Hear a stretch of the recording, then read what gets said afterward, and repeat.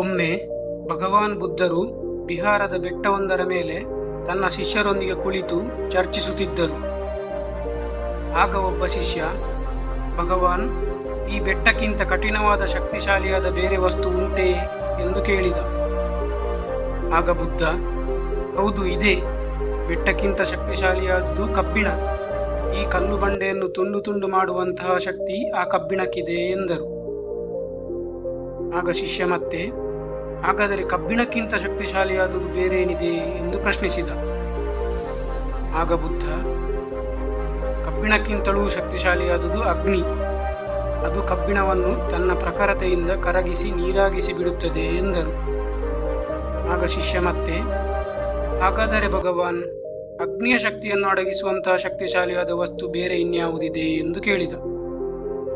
ಆಗ ಬುದ್ಧ, ಅಗ್ನಿಗಿಂತ ಶಕ್ತಿಶಾಲಿ ಎಂದರೆ ಅದು ನೀರು. ಅದು ಅಗ್ನಿಯನ್ನು ಪೂರ್ತಿಯಾಗಿ ಜ್ಯೋತಿಹೀನವನ್ನಾಗಿ ಮಾರ್ಪಡಿಸುತ್ತದೆ ಎಂದರು. ಆಗ ಶಿಷ್ಯನ ಜ್ಞಾನದಾಹ ಇನ್ನೂ ಇಂಗಿರಲಿಲ್ಲ. ಅವನು ತಾನು ಏನು ಕೇಳಿದರೂ ಅದಕ್ಕಿಂತ ಶಕ್ತಿಶಾಲಿಯಾದುದು ಇನ್ನೂ ಇದೆಯಲ್ಲ ಎಂದು ಯೋಚಿಸುತ್ತಾ, ಭಗವಾನ್, ನೀರಿಗಿಂತ ಶಕ್ತಿಶಾಲಿಯಾದುದು ಇನ್ಯಾವುದಾದರೂ ವಸ್ತು ಇದೆಯೇ ಎಂದು ಕೇಳಿದ. ಅದಕ್ಕೆ ಭಗವಾನ್ ಮುಗುಳು ನಗೆ ಬೀರುತ್ತಾ, ಶಿಷ್ಯನೇ, ನೀರಿಗಿಂತ ಬಲಿಷ್ಠವಾದ ವಸ್ತು ಕೂಡ ಇದೆ, ಅದೇ ಗಾಳಿ. ಗಾಳಿ ತನ್ನ ಪ್ರಬಲವಾದ ವೇಗದಿಂದ ನೀರು ಹರಿಯುವ ದಿಕ್ಕನ್ನೇ ಬದಲಿಸಬಲ್ಲದು ಎಂದರು. ಶಿಷ್ಯನ ಕುತೂಹಲಕ್ಕೆ ಮೇರೇ ಇಲ್ಲದಂತಾಯಿತು. ಆಗ ಅವನು ಮತ್ತೆ, ಭಗವಾನ್, ಗಾಳಿಯ ಮೇಲೂ ವಿಜಯ ಸಾಧಿಸಬಲ್ಲ ಶಕ್ತಿ ಯಾವುದು ಎಂದು ಕೇಳಿದ. ಅದಕ್ಕೆ ಬುದ್ಧ, ಎಲೆ ಶಿಷ್ಯನೇ, ಎಲ್ಲಕ್ಕಿಂತ ಮಿಗಿಲಾದುದು ಮಾನವನ ಸಂಕಲ್ಪವಾಗಿದೆ. ಈ ಸಂಕಲ್ಪ ಶಕ್ತಿ ಎಲ್ಲದರ ಮೇಲೆ ಅಧಿಕಾರ ಚಲಾಯಿಸುವ ಮಾನವನ ಬತ್ತಳಿಕೆಯಲ್ಲಿರುವ ಬಾಣ. ಮಾನವ ತನ್ನ ಸಂಕಲ್ಪ ಶಕ್ತಿಯಿಂದ ನೀರಿನ ಮೇಲೆ ನಡೆಯಬಲ್ಲ, ಆಕಾಶದಲ್ಲಿ ಹಾರಾಡಬಲ್ಲ. ಅಷ್ಟೇ ಅಲ್ಲ, ತನ್ನ ಮನೋಬಲದಿಂದ ಎಂತಹ ಕಠಿಣವಾದ ಸಮಸ್ಯೆಗಳಿಗೂ ಪರಿಹಾರ ಕಂಡುಕೊಳ್ಳಬಲ್ಲ.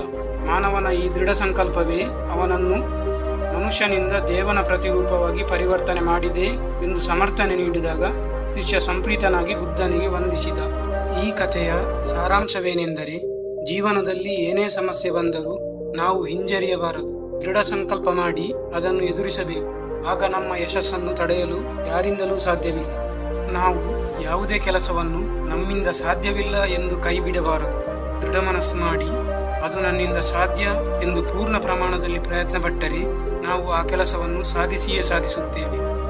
ಈ ಕಥೆ ನಿಮಗೆ ಇಷ್ಟವಾಗಿದ್ದರೆ ದಯವಿಟ್ಟು ಒಂದು ಲೈಕ್ ಮಾಡಿ ಹಾಗೂ ನಿಮ್ಮ ಸ್ನೇಹಿತರಿಗೆ ಶೇರ್ ಮಾಡಿ. ನೀವು ಮೊದಲ ಬಾರಿಗೆ ನಮ್ಮ ಚಾನಲ್ಗೆ ಭೇಟಿ ನೀಡುತ್ತಿದ್ದರೆ ಈ ಕೂಡಲೇ ಸಬ್ಸ್ಕ್ರೈಬ್ ಮಾಡಿ.